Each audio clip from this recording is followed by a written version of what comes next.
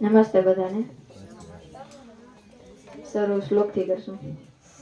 મુક્તાભિમાની મુક્તો હિ બધો બદ્ધાભિમાન્યપી કિમ વદંતી હ સત્યેયમ યા મતિ સા ગતિ ભવેત. જે વિચારે છે કે મુક્ત છે તે ખરેખર મુક્ત છે. જે પોતાને બંધાયેલો માને છે તે બંધાયેલો જ રહે છે, કારણ કે કહેવત સાચી છે, જેવું તમે વિચારો છો તેવા તમે બનો છો. હવે હું મારો ટોપિક શરૂ કરીશ. મનોતાણમાંથી મુક્તિ. બહાર કશું બને અને મારી અંદર મારા ચિત્તતંત્રમાં ખળભળાટ થાય. આ ખળભળાટ મને કામ કરવા પ્રેરે, પ્રતિક્રિયા કરવા પ્રેરે. ક્યારેક તો પ્રતિક્રિયાઓ મારાથી આપોઆપ જ થઈ જાય. મારા શરીરમાં તદનુરૂપ રાસાયણિક ફેરફારો થાય. જ્યારે ચિત્તનો ખળભળાટ કાબુ બહાર થાય ત્યારે પ્રક્રિયાઓ પણ કાબુ બહાર થાય. મારું શરીર પણ કાબુ ખોઈ બેસે છે. હવે આમાં હું તમને એક ઉદાહરણ આપું. તમે ગાડીમાં જતા હો ને તમારા નજરે એક એક્સિડન્ટ થયું અને ત્યારે ફૂલ લઈને લોહી નીકળી ગયા હોય ને ત્યાં ઘેરો વળી જાય, બધાને કોઈને કઈ મદદ ના કરતા હોય અને ફોટા વિડીયો ને ઈ જ પાડતા હોય, ત્યારે તમારા ચિત્તતંત્રમાં ખળભળાટ થાય. હજી એક ઉદાહરણ દઉં તમને. ક્યારે ચિત્તતંત્રમાં ખળભળાટ થાય? જ્યારે તમે રસ્તામાં ગાડી લઈને ઉભા રહ્યા અને પાછળથી કોઈ તમે ઠોકી દે જો અને પછી તમારા સામે બોલે કે તમે આમ કર્યું, તમે કેમ ઉભા હતા, ને ત્યાં તમારા ચિત્તતંત્રમાં ખળભળાટ થાય, જે ખરેખર ન થવું જોઈએ, કારણ કે વાંક તમારો નતો, એનો હતો. તો આ ચિત્તતંત્રમાં ખળભળાટ ન થાય એના માટે હે ને ન થવા દેવા માટેની વસ્તુઓ કહીશ. બહાર બનતી ઘટનાની સામે પ્રતિક્રિયા કરવાને બદલે મારે જાગૃતિપૂર્વક પ્રતિભાવ આપવો અને અર્થઘટનો કરતી વેળાએ મારે સભાન રહેવું. કશું હિસાબ આખરી કે છેવટું હોતું નથી એનો ખ્યાલ રાખો, કેમ કે જીવન સતત છે. હવે તો મેન 5 આવશે. ઊંડા શ્વાસ લેવા, જે તમારા શરીર ઉપર છે. ઊંડા શ્વાસ લેવા અને નિયમિત વ્યાયામ કરવું, સંગીત સાંભળવું અને પ્રાણાયામ કરવા અને ધ્યાન કરવું. એમાંથી લગભગ કરતા જ હશે, પણ સંગીત લગભગ કોઈ નહીં સાંભળતા હોય, ઓછું સાંભળતા હશે. દિવસમાં તમે કેટલા મિનિટ સંગીત સાંભળો? કોઈ સાંભળે છે? કેટલા મિનિટ સાંભળો? કોઈ કહે છે? ગીત કે સંગીત? સંગીત. સંગીત આપણે ગીત ને પ્યોર સંગીત નથી સાંભળતા. ગીત ને સંગીત બે જોડે હોય, ખાલી સંગીત નથી. આજે સવારે સરે કીધું તું વ્યાયામ કરવું, પ્રાણાયામ કરવું, ધ્યાન કરવું. એ તો આજ સવારે કીધું તો લગભગ મને લાગે છે તમે કરશો જ. સૂર્યોદયને જોઈને જો હું ખુશ થતો હોઉં તો કોઈનું ચીડિયું મોઢું જોવાથી મને તાણ થાય ખરી?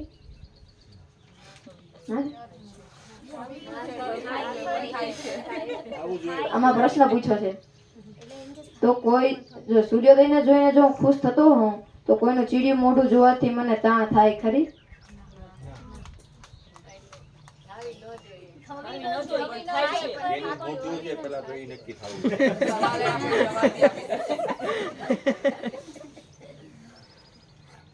સતત હરીફાઈ, સતત દોડાદોડ, સતત કામ કે પ્રવૃત્તિ આપણા જીવનનો લય ખોરવી નાખે છે. આપણે એકબીજાનું જોઈએ છીએ, કોઈ આમ કોણ શું કરે છે ઈ જ જોઈએ છે અને એનાથી સારું કરવું ઈ જ જોઈએ છે અને એના વાહે ભાગદોડ થાય છે અને એના વાહે તમારા જીવનનો લય જ ખોરવાઈ જાય છે. આપણા શરીરની રચના સતત કાર્ય કરવા માટે થઈ છે, એવું તો જણાતું જ નથી. કાર્ય અને આરામ એ બેઓનો એકમેક સાથે લય જળવાય તો શરીર પુનઃ તાજું થયા કરે છે અને દક્ષતાપૂર્વક કાર્યો કરી શકે છે. એવું જ મનનું છે. સતત વિચારો કરીને એ થાકે છે. એમાં કોઈ દિવસમાં કેટલા વિચાર આવે છે મને ખબર? એટલે મને તો નથી ખબર, હું પ્રશ્ન પૂછું છું. કાલે સાહેબ બોલ્યા હતા 4000 થી લઈને 40,000 4 લાખ સુધી. 60,000 ની આજુબાજુ કંઈક આંકડો છે વાંચેલું છે કેટલા આવે છે એ તમને ખબર છે? આ શિબિરની અંતર્ગત ગઈકાલના સાહેબે કીધા એ પ્રમાણે 4,000 થી લઈને 4 લાખ સુધી. એમ નહીં.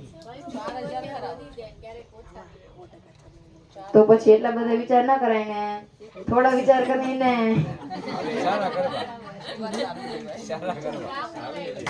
ટૂંકમાં કેવું ને, એના વચ્ચે વિરામ આપવો જોઈએ. એના માટે તમે કીધું ધ્યાન કરવું જોઈએ, સંગીત સાંભળવું જોઈએ. હે? ધ્યાન કરતા કરતા વિચાર આવે તો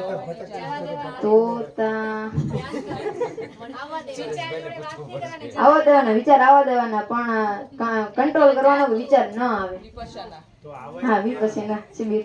આવે છે તો એને સામે પ્રતિકાર નહીં કરવાનો. હા. આ વિરામ આપી શકાય છે. શાંત ચિત્તે બેસવાથી આવું જ લાગણીઓનું છે. એ પણ વિવિધ ઉછાળાઓથી સંતુલન ખોઈ બેસે છે. લાગણીઓને સંતુલિત કરવાનો રસ્તો છે ધ્યાન.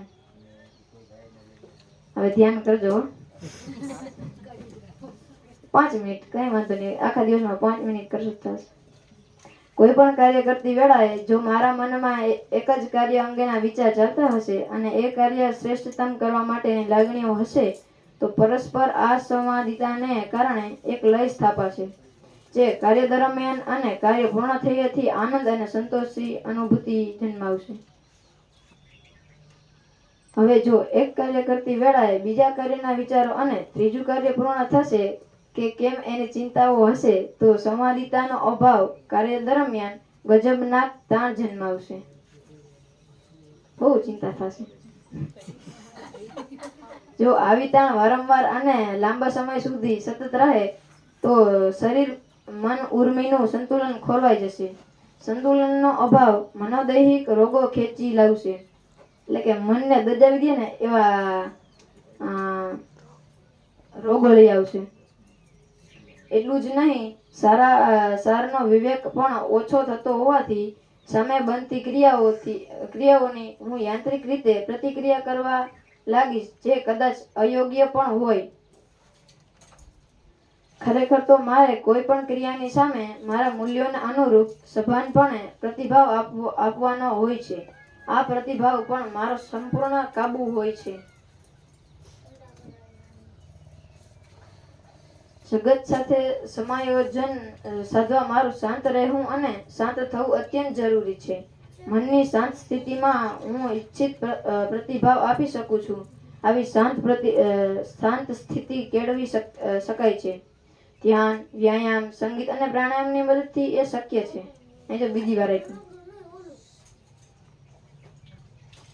મારે મારી જાતને એવી બાબતોથી જોડવાની છે કે ગમે ત્યારે એ બાબતોને યાદ કરીને હું પુનઃ શાંત અવસ્થા પ્રાપ્ત કરી શકું. સવારે પરણો પર પડેલા ઝાંકળથી જો હું ધ્યાનસ્થ થઈ જતો હોઉં તો પછી બધું સાવ સરળ છે. એકદમ સરળ જ છે. અસ્તુ.